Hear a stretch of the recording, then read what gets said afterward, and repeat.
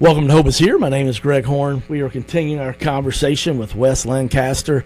Yesterday we talked about how, like a lot of us, just he kind of had a normal childhood growing up, but tried alcohol at a social function when he was a teenager and kind of liked it. And like a lot of people, one drink became two and 3 beers became 10, and next thing you know, for 28 years, man, that was just his life. And he shared that he wouldn't drink unless he knew that he had a chance to put away many, many beers. And this was really interesting, eye-opening. I've been around a lot of people with addiction. I used to serve on staff at Lighthouse Ministries here in Lexington. But, man, if you want to hear really just a guy that's being brutally honest and transparent and showing great humility, I want to encourage you to check out the podcast of yesterday's program. You can find that simply at hopeishere.today. That's hopeishere.today. All right, Wes, you shared a lot of the details. Just start out casual drinking. Next thing you know, it's consuming you. You just said you made your whole schedule work, but yet you were a functioning alcoholic, I guess. Is that the right term? That would be correct. Yeah, I would get up. I was up at 6 o'clock, opening the doors at 7. I was at work every day, and now as time went on, I started to leave early. It wasn't anything for me to kind of check on everybody and check out at about 2 or 3 and get an early start. That became a regular habit. But I was at the ball games. I was the little league coach. I was at the tennis matches. I feel like a very supportive father and husband.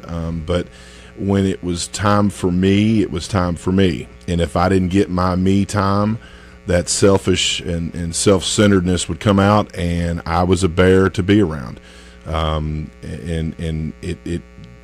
thought of it and the thought of drinking, it was always there. I remember getting ready in the morning, planning my day based around when I could get out of there and get to my drink. And it consumed me. It was just a big part of my life, and I finally found a way to get out of it. And well, you're going to tell us more about that, and I guess the question I want to ask you, like I said, really appreciate your transparency yesterday and even today already, and grew up in the church and was very active in it. So some of you think, well, if you've been different raising, no, alcohol was not a part of his home growing up, and a very active church family. So sometimes we think, well, I would have done this differently, but it's always a great reminder to me about, until you've walked in a person's shoes, you have to be really careful about trying to think you have the solution or the answers, which can be judging sometimes.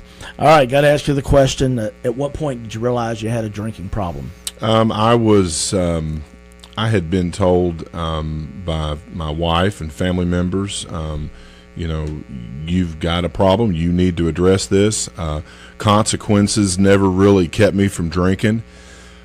Getting in any trouble. I didn't get in a lot of trouble with law enforcement. I had an issue maybe back when I was younger, but that was minor, and but the consequences never really kept me at that time from drinking. I had a moment of where I was out late, and my wife was texting me, "Where are you? When you coming home? What's going on? What are you doing?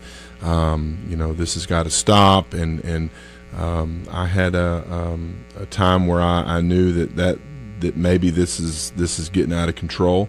My mother got involved, showed concern about that, and finally it was time for me to just make a change. I went, found a place that I could get some help, and it started out there. And you kind of get to the point where you've had enough, and I knew that the relationships that I was breaking, I needed to mend, and the people that I was losing interest in, and not just family but friends that quit coming around and quit calling, and it was affecting a lot more than just myself. It was affecting business and family. and I had to. I just had to make a. It was time. I just had to make a decision to give it up. Part of that decision you shared with me was in December of 15, the family-owned business that you're. Talk about how your mom confronted you about this. Yeah, there was. We were going to head up to my wife's hometown for Christmas, and she said, "I need you to." When you get back, I need to come talk to you before you go back to work after your vacation for Christmas time, and I did, and she lived in Florida at the time, and well, still does. But she was in Florida and came up. We talked. It was the first week of January. The date of my last drink was January 3rd, 2016. Today actually is. Yesterday was actually. 2 years and 9 months, coming up on that 3 year time. But my mom had said, you need some help. You need to get some help. Go find it, and then we'll talk again later. And I did that. I found a place in Lexington to go to. I walked in, and it was one lady in the back, and I kind of called out, and she came up, and next thing I know, I'm in the middle of a 20-week. No, it was not 20 weeks. I'm sorry. It was an 8-week, 2-month program. They call it an IOP, an intense outpatient program, and I went in and got started with my sobriety there. I got. Into 30 days and 60 days, and next thing you know, it's 90 days, and we met back up and thought that it was probably best for me to maybe find something else to do or somewhere else to go. And I had a decision to make at that 90 days. I remember I can either continue doing what I'm doing and live this sober life and have everybody, actually glad to have me around for once, and or I could go another way and turn my back on it all and go back to what I was doing. I'm very thankful that I was able to that I decided to keep this way of life going, and it's been a lot of work. It's been a lot of dedication and actually just trying to let go of things and let God take care of things. My will never worked.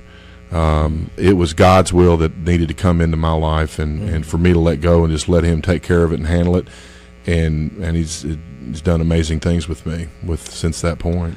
Well, I appreciate you sharing that. I just really believe, Wes, that there's somebody listening right now that they're dealing with something, and they just try to do everything they can to get a solution. They can, and yet what you just said, I think, is so profound. Sometimes you just have to let go, as hard as that is, and let God. And I'm sure you can attest that you found out that God's ways are better than Wes's ways. Is that fair to say? Very much so. To find out that He had I was not the man that He created me to be, and I needed to become that man. Or I needed to at least start to work on becoming that man. The drink, something that I've learned, the drink is just a symptom. There's other things that I needed to work on. There's pride, and there's self-centeredness, and there's fear. There's things that I had to come to realize that for me to continue to not drink, I had to take care of these other things as well. There were amends to be made. There were people out there that I needed to go to and make things right. But there's also still a daily thing for me where I go back and reflect on things that I need to still improve on. I do that every night. I think about it when I pray, and it's one thing too that my prayer life has changed. My morning readings and my prayer and inspirational posts like your own that you set out and those readings in that's time that I never wanted to get up early. Never. I had to, but I didn't want to. Sure. I go to bed now and I can't wait to get up. Before I go to bed, I can't wait to get up. and that's God. That's not me. That's not, he is shaping and forming a new person here, and I'm very, very thankful for it. Yeah. Well, I love it, man, and I've been able to see some of it firsthand and some from a distance, so a little bit of both, and it's inspirational to me, and I know it's going to be to a lot of people. And I love what you just shared there about, you've now been dealing with some things, the root cause. It wasn't just the alcohol itself, but the causes of you drinking, pride, fear, selfishness. And, I heard Wayne Smith say many years ago, and I'm sure you probably remember this, if somebody's acting ugly on the outside, it's probably because they're hurting on the inside. Is that a fair statement? Absolutely. Yeah, absolutely. I was screaming, on the inside, but people hear that and man, you had it made, you had this, you had that, you've got all these things and that, and I had a lot in my life, but my relationship with God and with Christ, it was gone. I had always heard of a metaphor, thinking of myself in a room with Christ, and him being in one corner and me in the other, and he'll come to the center of that room, and I might not go meet him at that time, but he'll go back to the corner, never leave the room, but go back to that corner, come to the middle room again, tap his foot, wait on me. I still don't show up. He'll go back and wait on me again. Finally, he comes to the center of the room, and I met him. And when that happened, there was that, like you say, that aha moment where he did for me what I could not do for myself. Wow. And no human power could do for me. Counselors, preachers, mom, wife, kids, nobody, including myself, could do it. And I had to give it up and let God take over. And it can happen. I am a walking miracle. And I was what they called a yet drunk. I hadn't filed bankruptcy yet. I hadn't gone to jail yet. I hadn't hurt anybody yet, or myself yet, or been divorced yet. It was coming. It was around the corner. And to be able to avoid that and start this new path that God's laid out for me, it's been a great thing. Well, as you're just sharing all that, the word that just comes screaming out of my spirit is grace. Absolutely.